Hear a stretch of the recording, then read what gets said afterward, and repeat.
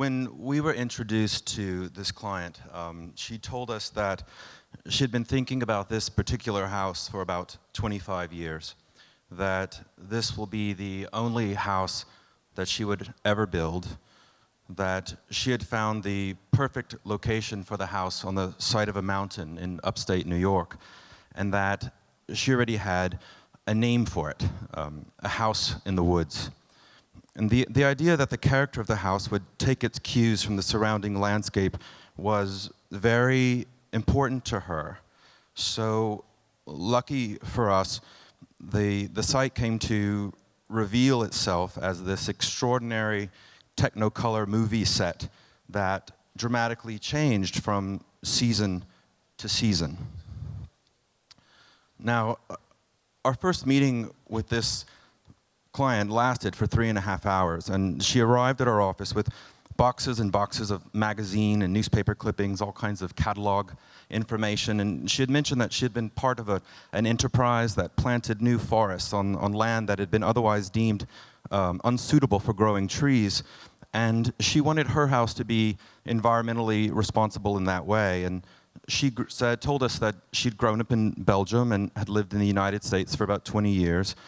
She worked as an attorney, that her job was incredibly demanding, and that she wanted a place in the country to escape city life.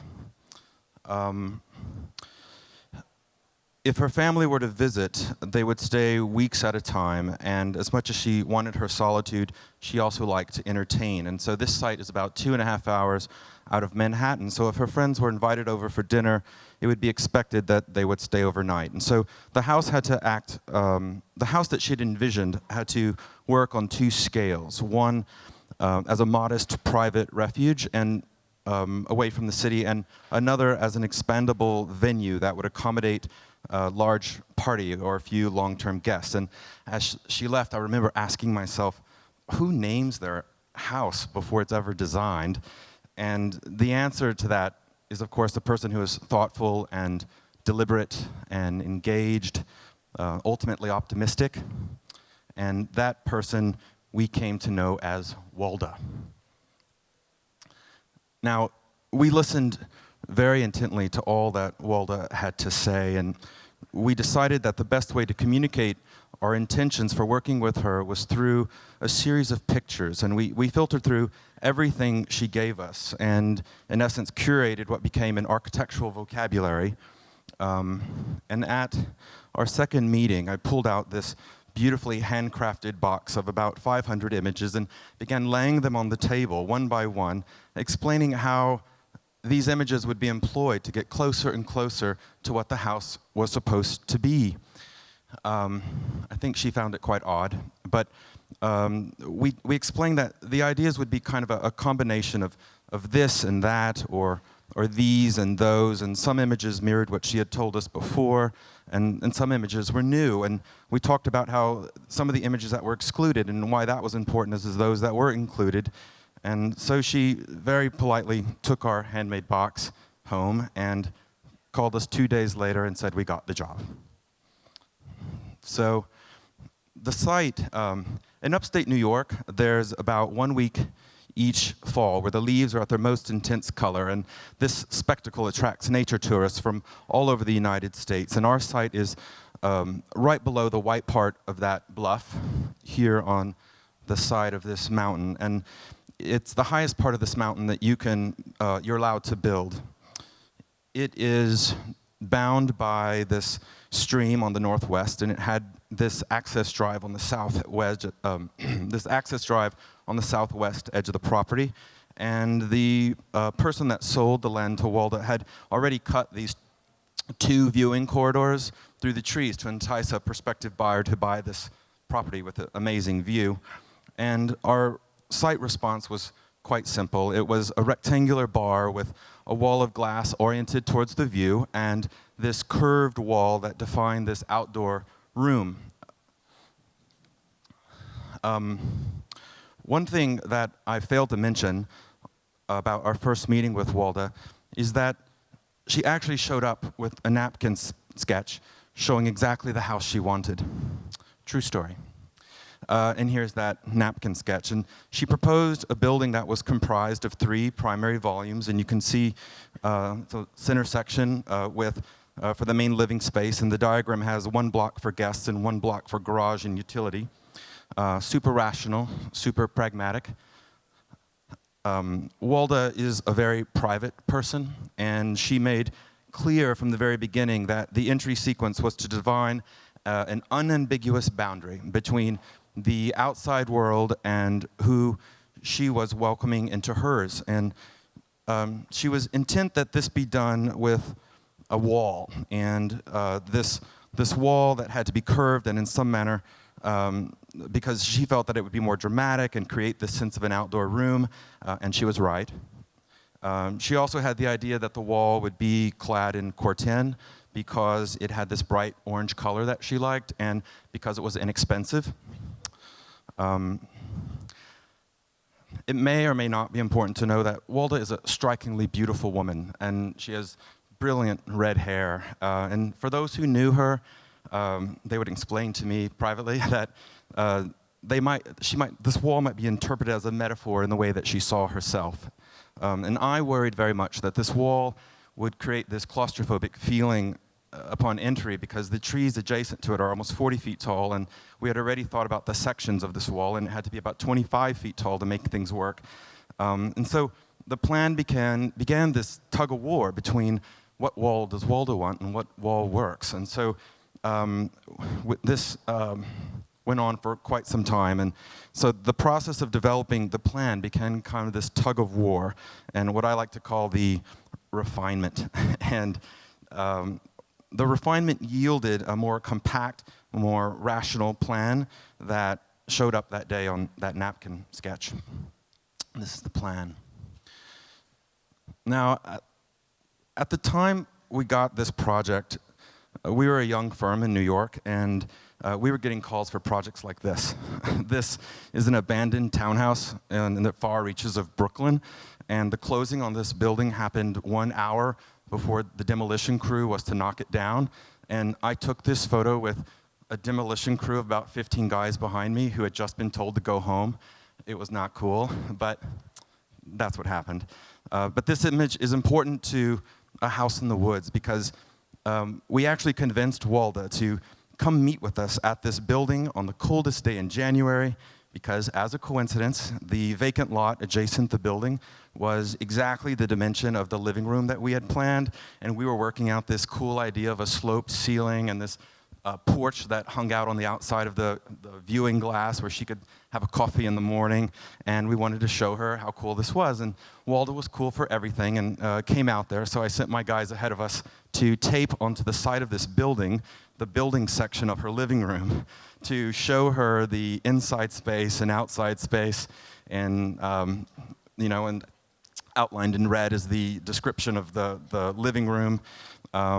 So we thought it was the coolest thing, and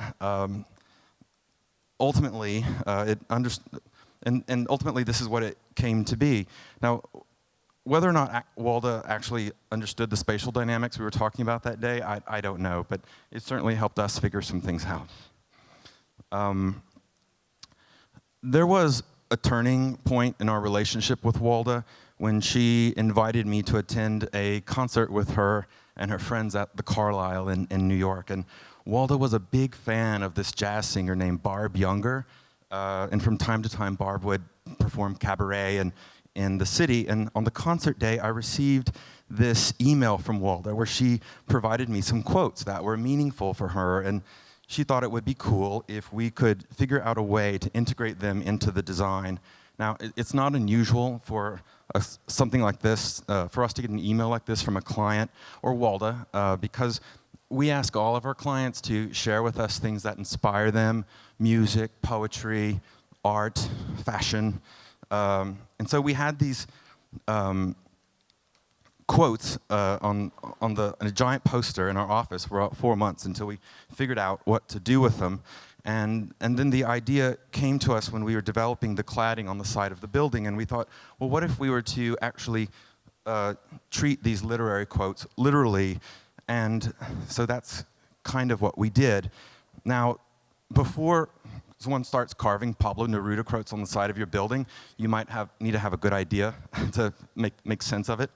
And we thought we did. One of the images from the architectural vocabulary was this photograph by one of my favorite photographers, Edward Bertinsky. And I love this picture because it illustrates how the quarrying process makes absolutely no effort at how to hide how the material is so violently extracted from the earth. It shows the trademarks of every man or machine that had ever touched it. And the open quarry itself actually magnifies the natural stratification of the stone. It's so beautiful. And then, as if it needs to be even more beautiful, little fairies come and dust snow on top of every shelf. And we wanted to create our own version of this effect to, in a way, balance the masculinity of the stone with some degree of romantic nuance. So Walda and I packed up a bag of rocks from the site and headed to a quarry that was a little more than 100 miles away, and we tried to find something that would match. And we found the solution the instant we drove onto the quarry site, already packed up in crates. And here it is. And these are pieces of the leftover scraps of cutting large 2-inch bluestone pavers. The scraps are used for random bluestone pavers. And luckily, these scraps matched exactly the color of our rocks. So I had this idea for the quarry guys to cut them into 2-inch strips and told them to make sure that they leave every trace of this giant radial saw on the marks, on the bricks and on the stone. And they thought I was crazy, but they did it anyway. And that's what we ended up cladding the house on the side facing the view. It was kind of an exercise of planned imperfection. This is one of my favorite parts of the house, and I just realized I have never shown this picture to anybody. No one, anyway. Perception, or should I say how we see, is very important to us. In our office, we believe that it is our job to teach our clients how to see. We have this giant eye chart hanging on the back of our door, and sometimes we half-jokingly give clients an eye test when they come in, and of course we're not really testing their visual acuity. We're making a point, and we're basically saying to them that the way something looks is important, it matters, and that we take it seriously, and that they should too. And that over the course of the project, we are going to challenge them to engage with us in a meaningful discussion that is beyond, I like this or I don't like this. And we need them to be prepared for it.